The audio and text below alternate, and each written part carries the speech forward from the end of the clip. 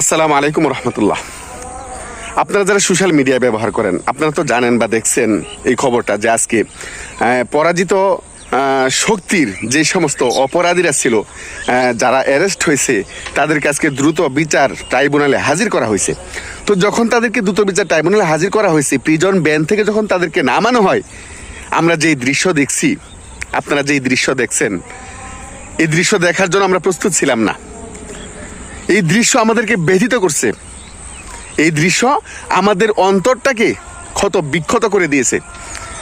আমরা দেখেছি যখন এদেশের উলামায়ে কেরামকে বিনা অপরাধে, কোনো অপরাধ ছাড়া মামলার আসামি করে যখন তাদেরকে এরকম কাঠগড়ায় দাঁড় করানো হতো, প্রিজন ভ্যান থেকে নামানো হতো, বিভিন্ন আপনার বিচারের ট্রাইব্যুনালে উপস্থিত করা হতো, তখন আমরা দেখছি যে তাদের মাথায় হেলমেট, তাদের শরীরে বিভিন্ন ধরনের প্রোটেকশন গ্লাভস দেওয়া, বিভিন্ন ধরনের পোশাক তাদেরকে পরিয়ে নেওয়া হতো, ডান্ডা বেরি পরিয়ে নেওয়া হতো, হাতের মধ্যে হ্যান্ডকাপ পরিয়ে নেওয়া হতো। তখন তাদেরকে দেখলে মনে হতো যে এরাই মনে হয় দেশদ্রোহী, এরাই মনে হয় সন্ত্রাসী। অথচ আজকে সেই এই অপশক্তি দূর হওয়ার পরে আমরা জানতে পারছি যে তারা এতদিন পর্যন্ত বিনা অপরাধে শুধুমাত্র ইসলামের পক্ষে কথা বলার জন্য, কুরআন হাদিসের পক্ষে কথা বলার জন্য, অন্যায়ের প্রতিবাদ করার জন্য, জুলুমের প্রতিবাদ করার জন্য তারা এতদিন বিনা অপরাধে জেল খাটছেন। অথচ সত্যিকারের অপরাধী যারা, যাদেরকে আজকে আমরা দেখলাম যে প্রিজন ভ্যান থেকে তারা যখন নামতেছে, আমাদের প্রশাসনের বাইরা, আমাদের বন্ধু, ওনারা তো জনগণের বন্ধু, কিন্তু ওনারা তো অপরাধীর বন্ধু হতে পারে না। কিন্তু আমরা দেখলাম আমাদের প্রশাসনের বাইরা তারা এমনভাবে তাদের সাথে একবারে বন্ধুসুলভ আচরণ করছে। অর্থাৎ বন্ধু যেরকম বন্ধুর হাতে হাত রেখে গলাগলি করে, হাতাহাতি করে একজন আরেকজনের সাথে খুশ গল্পে মেতে উঠে, হাসি তামাশায় মেতে উঠে, আমরা দেখছি যে একেবারে ঠিক অবিকল ওই রকমই মনে হচ্ছে যে বন্ধুর হাত ধরে কোথাও ঘুরতে যাচ্ছে, বেড়াতে যাচ্ছে। এরকমটা আমরা আশা করি নাই, এরকমটা দেখব এটা কখনো কল্পনাও করি নাই। এই বৈষম্য বিরোধী আন্দোলনে এখন যদি বৈষম্য বিরোধী সরকার যদি থেকে থাকে, তাহলে তো এখানে আমরা বৈষম্যের শিকার হলাম।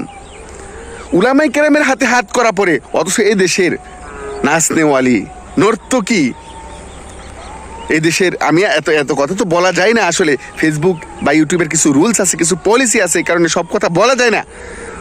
তাদেরকে কত প্রোটোকল দেওয়া হয়, কত সম্মানের সাথে তাদেরকে আপনার এই আদালতে উপস্থিত করা হয়, অথচ আলেমদের বেলায় কত ধরনের বৈষম্য আমরা লক্ষ্য করি। এখনও হাজার হাজার উলামায়ে কেরাম বিনা অপরাধে জেলখানায় আবদ্ধ আছে। আমরা মুসলমান হিসাবে, এই মুসলমানের দেশ হিসাবে, এই দেশে আমরা মুসলিম বিরোধী শক্তির এই অপতৎপরতা, এই ধরনের উদ্ধত্তপূর্ণ দৃশ্য, উদ্ধত্তপূর্ণ আচরণ, এগুলো আমরা কখনো দেখতে চাই না। এগুলো দেখার জন্য আমরা মোটেও প্রস্তুত থাকি না। আল্লাহ তাআলা প্রশাসনের ভাইদের শুভ বুদ্ধির উদয় করেন। এই বৈষম্য বিরোধী সরকার যেটা প্রতিষ্ঠিত হয়েছে, সমাজের সকল ক্ষেত্রে বৈষম্য দূর করে সুশাসন এবং সম অধিকার প্রতিষ্ঠা করার তৌফিক আল্লাহ তাআলা বর্তমান সরকারকে দান করেন।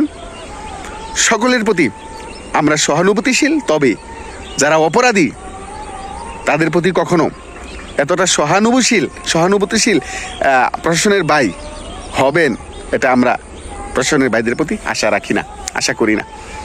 সকলে ভালো থাকবেন, সুস্থ থাকবেন। আপনাদের কোনো মতামত থাকলে সেটাও জানাতে পারেন। সকলের সুস্থতা এবং দীর্ঘায়ু কামনা করছি। আসসালামু আলাইকুম রহমতুল্লাহি ওয়া বারাকাতুহু।